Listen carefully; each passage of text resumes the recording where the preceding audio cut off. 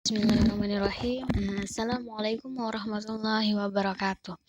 Di sini saya akan menjelaskan mengenai tadris dalam Al-Quran, di mana pada tafsir Quran surah Al-An'am ayat 105 dan 156, kemudian pada tafsir Quran surah Al-A'raf ayat 169, tafsir Quran surah Al-Qalam ayat 37, dan tafsir Quran surah Saba ayat 44.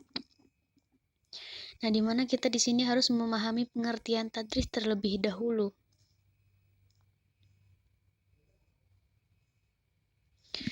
Tadris merupakan masdar yang berasal dari kata darasa yadrusu darsan, nah yang berarti pengajaran atau pembelajaran. Dalam Kamus Bahasa Indonesia, pengajaran berarti suatu proses, cara, perbuatan mengajar. Nah, dalam pengajaran adanya suatu interaksi antara yang mengajar mudarris dan yang belajar mutadris.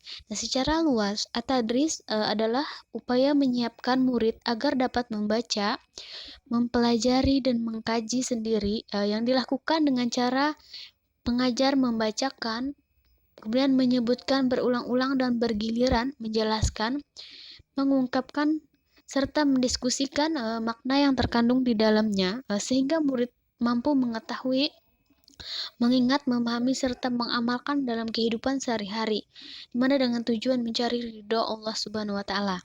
Nah, dari penjelasan tersebut, kita dapat memahami bahwa tadris adalah suatu pengajaran atau pembelajaran yang dilakukan dengan cara membacakan, menjelaskan, dan mendiskusikan supaya peserta didik dapat memahami serta mengamalkan dalam kehidupan sehari-hari.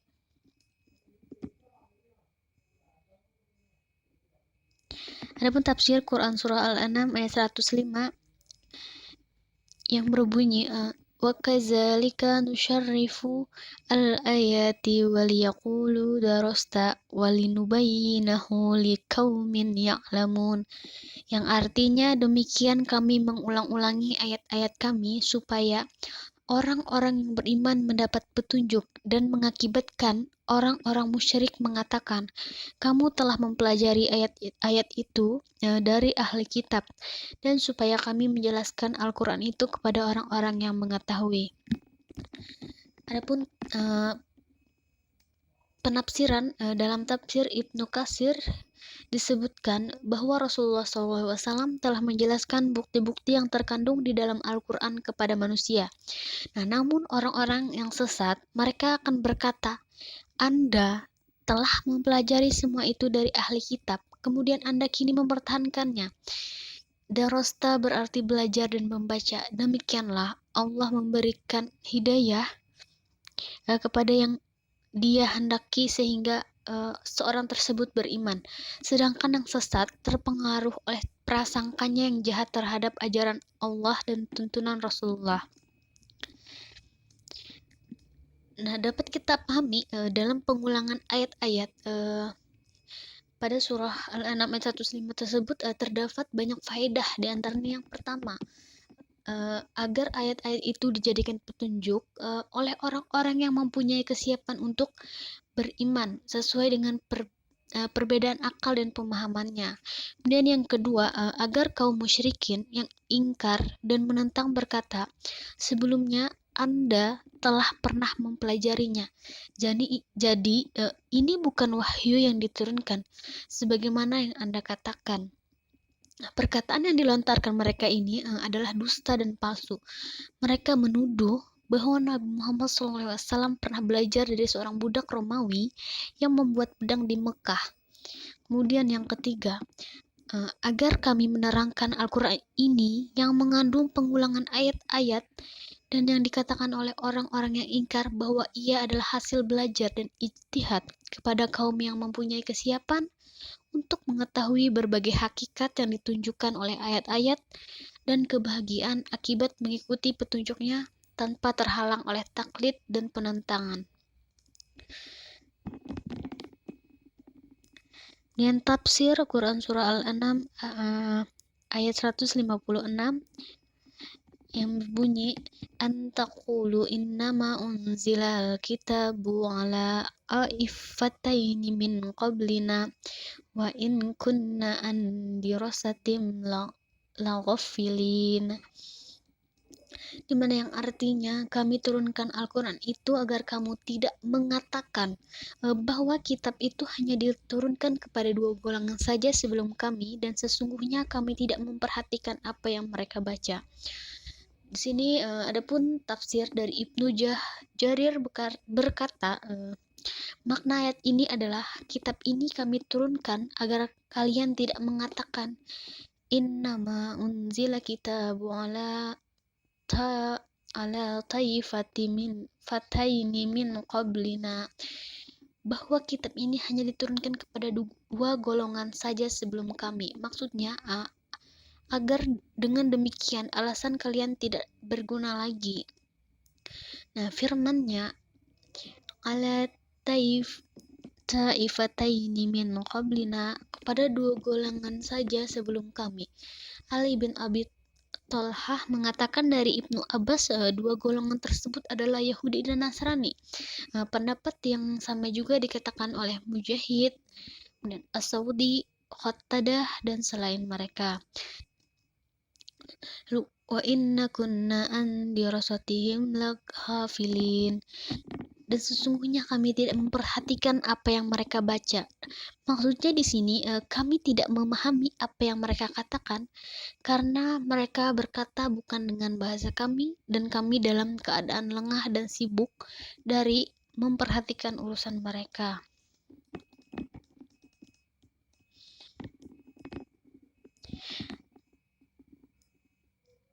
Penafsiran tadris dalam Quran Surah Al-A'raf ayat 169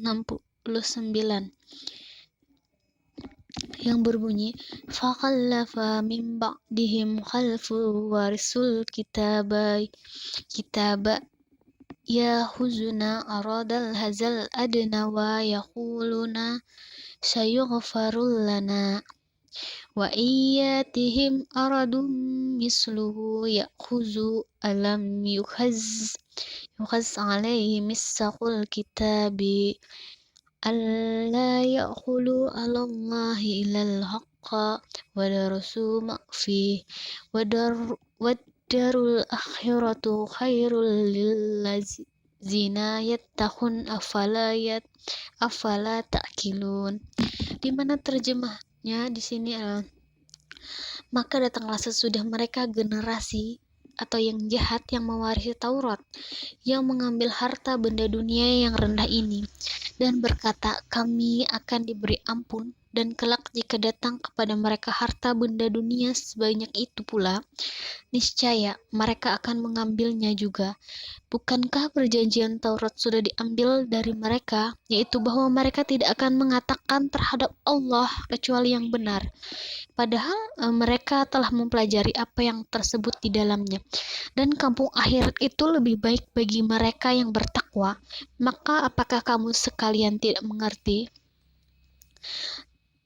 Nah, di mana telah dijelaskan sebelum ayat ini itu membicarakan tentang generasi-generasi terdahulu, bahwa di antara mereka adalah orang-orang yang baik atau soleh, dan ada yang tidak demikian. Selanjutnya di dalam ayat ini kemudian baru membicarakan tentang datangnya generasi baru atau sekelompok Yahudi, generasi yang lebih buruk lagi yang mewarisi kitab suci Taurat, yang tidak memanfaatkan petunjuk-petunjuk yang ada di dalamnya. Kemudian mereka terus mengambil barang duniawi atau barang-barang yang cara mendapatkannya dengan cara haram, di mana dapat disimpulkan di sini dalam kalimat tersebut, mana padahal mereka juga sudah mempelajari apa yang ada di dalam kitab Taurat, tetapi kenyataannya mereka telah melanggar tuntutan yang ada. Jadi generasi-generasi baru ini atau sebagai murid yang terdapat dalam ayat tersebut, meskipun telah mempelajari, mereka harus bisa mengetahui, mengingat, memahami, dan mengamalkannya dalam kehidupan sehari-hari dengan yang dilakukan generasi sebelumnya. Dan generasi lama adalah sebagai guru harus bisa menjelaskan dan memberi contoh yang baik sesuai dengan tuntunan yang ada dalam kehidupan sehari-hari dengan tujuan mencari ridha Allah Subhanahu wa taala.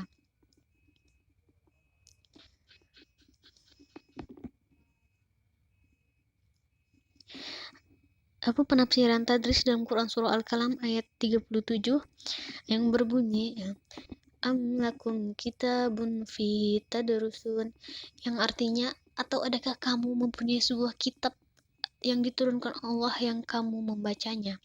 Mana di sini dijelaskan tafsir Ibnu Katsir, apakah di tanganmu ada kitab yang diturunkan dari langit yang kamu pelajari dan kamu edarkan, diterima oleh orang-orang yang kemudian atau khalaf dari orang-orang yang terdahulu atau salaf, dan mengandung hukum yang diteguhkan, baik sebagaimana yang kamu sangkakan bahwa kamu boleh memilih apa yang kamu senangi dan bahwa urusan itu diserahkan kepadamu dan bukan kepada selain kamu.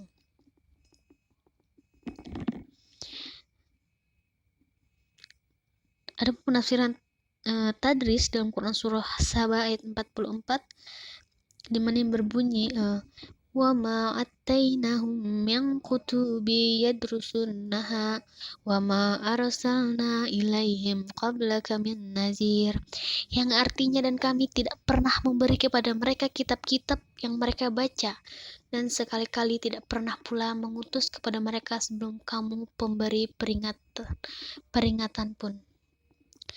Penafsiran Ibnu Katsir terhadap ayat Quran surah Saba ayat 44 ini, tidak ada kitab yang diturunkan oleh Allah kepada bangsa Arab sebelum Al-Quran, dan tidak ada seorang nabi pun yang diutus kepada mereka sebelum Muhammad SAW.